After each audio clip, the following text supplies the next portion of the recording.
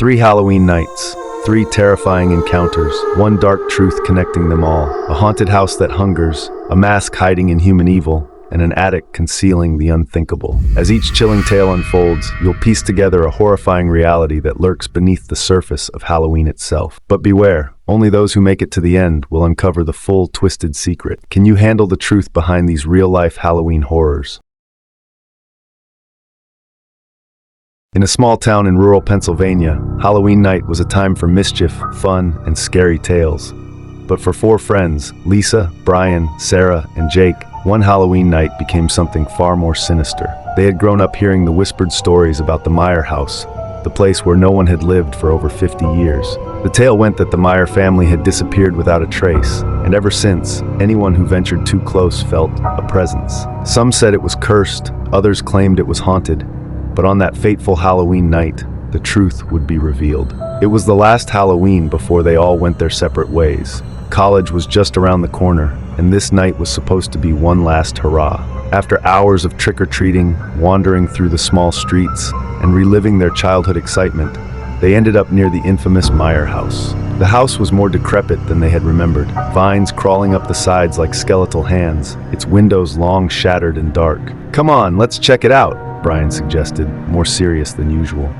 His daredevil nature was well known among their friends, and tonight it was no different. The other 3 were hesitant, but their curiosity, fueled by years of ghost stories, pushed them forward. After all, it was Halloween. As they approached, something felt off. The temperature dropped noticeably, the air turning cold and thick with moisture, far colder than it should have been for late October. The wind seemed to whisper as it blew through the trees. Each step toward the house made them feel like they were being watched, as if invisible eyes were tracking their every movement. When they reached the front steps, Brian knocked on the door, half laughing, expecting nothing to happen. But then, against all odds, the door creaked open with a long, eerie groan. The 4 froze in shock.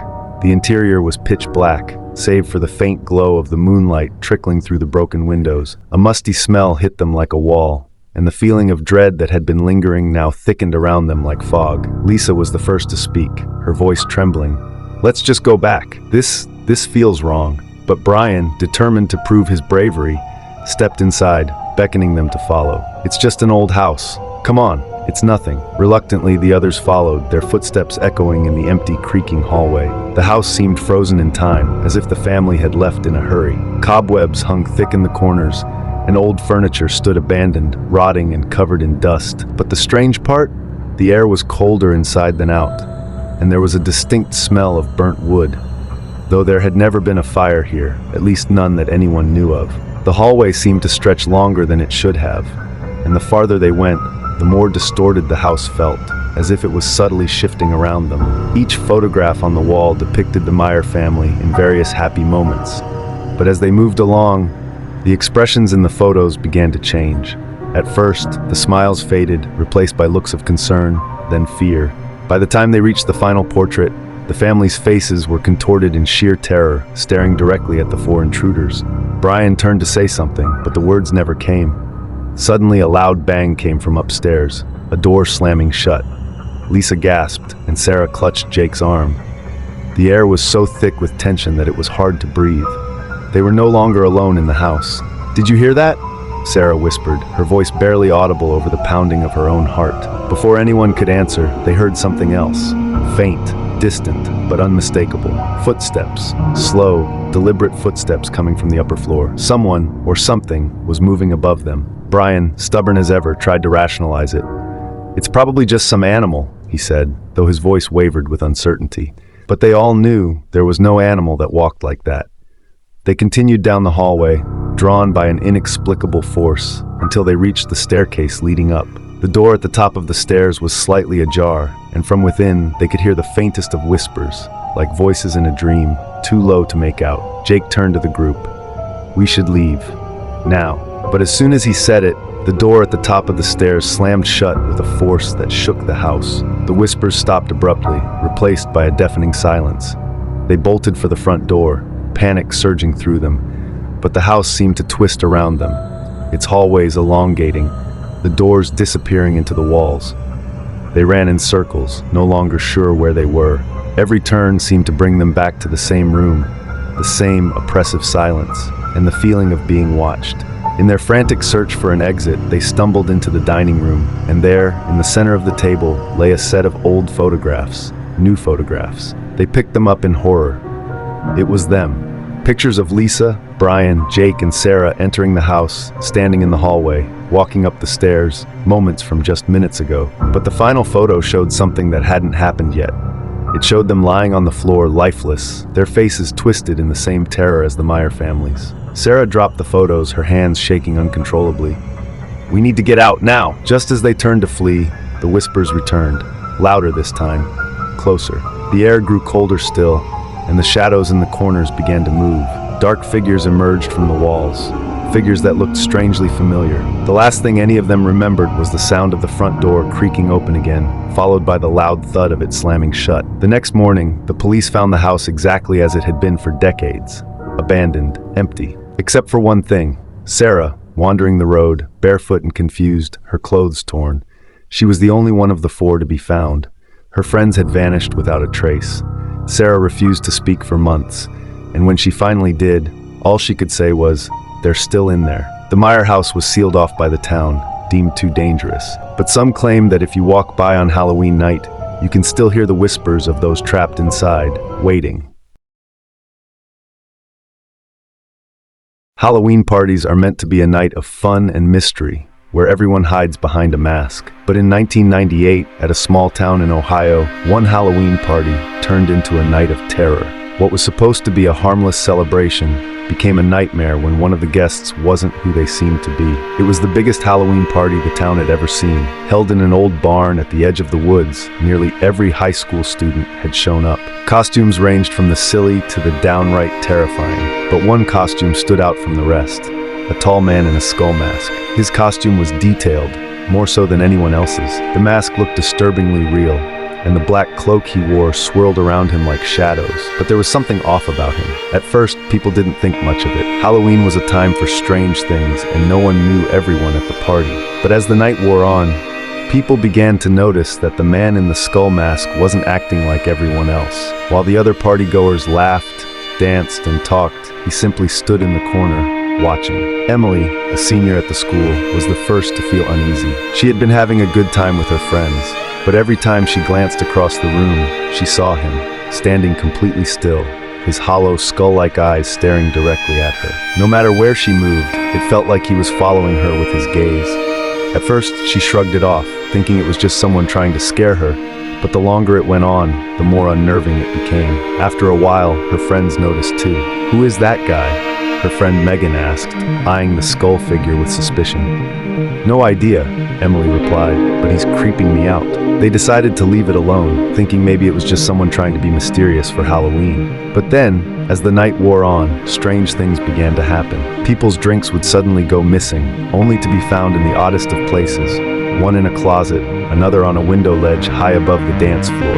A few people reported feeling someone brush past them, only to turn and see no one there. And then came the screams. It was nearing midnight when the lights suddenly flickered out. In the pitch black, people fumbled for their phones and flashlights, but as soon as the lights came back on, chaos erupted. One of the girls, Rachel, lay on the floor, unconscious. Blood trickled from her arm, where a deep cut had appeared as if out of nowhere. The party turned into a frenzy. People rushed to help her, but as they did, they noticed something else. The man in the skull mask was no longer in the corner. Panic spread through the crowd as people realized that whoever had hurt Rachel was still in the barn, hiding among them. But no one had seen the skull-masked figure leave, and no one knew who was behind the mask. Emily and her friends huddled together, fear gripping them. The police were called, and when they arrived, they searched the entire barn and the surrounding woods, but the skull-masked man was gone. No one had seen him leave, and no one knew who he was. Rachel recovered, but she couldn't remember anything about what had happened. She didn't see who had attacked her, and the cut on her arm remained a mystery. The party ended abruptly, and over the next few days, the town was abuzz with rumors about the skull-masked man. Some said he was a local prankster who had taken things too far. Others believed he was something far darker, something not entirely human.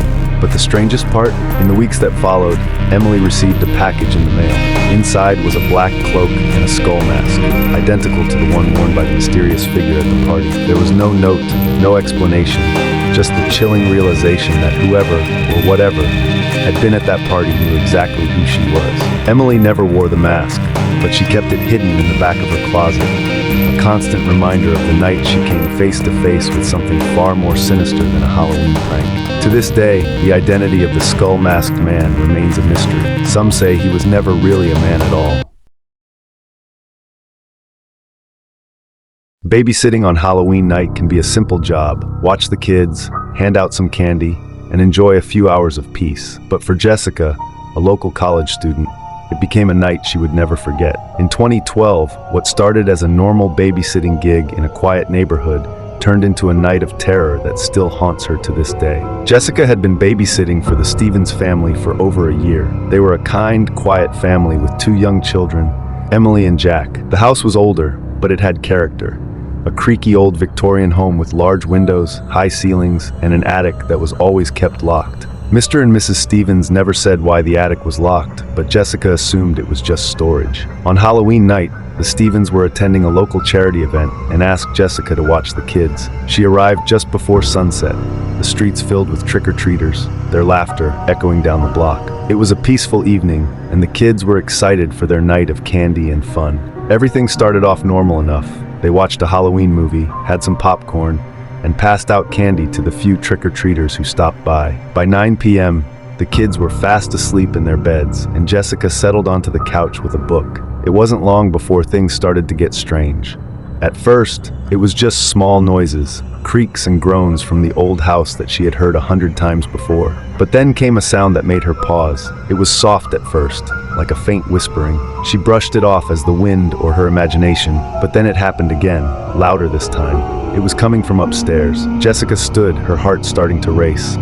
She checked the baby monitor, but both Emily and Jack were fast asleep. Still, the whispering continued, growing louder by the second. It was an unsettling sound, like a conversation just out of earshot, but there was no one else in the house. She debated whether to go upstairs and check, but something in her gut told her not to. She decided to stay downstairs, hoping the noise would stop. But then, just as she was about to sit back down, there was a loud bang, followed by the unmistakable sound of footsteps. They were slow, deliberate, and they were coming from the attic. Jessica froze, her blood turning to ice. The attic was locked. She had seen the key on the high shelf where Mrs. Stevens kept it. There was no way anyone could be up there, unless something had gotten in. Grabbing her phone, she crept toward the stairs, her heart pounding so hard she could barely hear anything else. The footsteps continued, pacing back and forth above her head.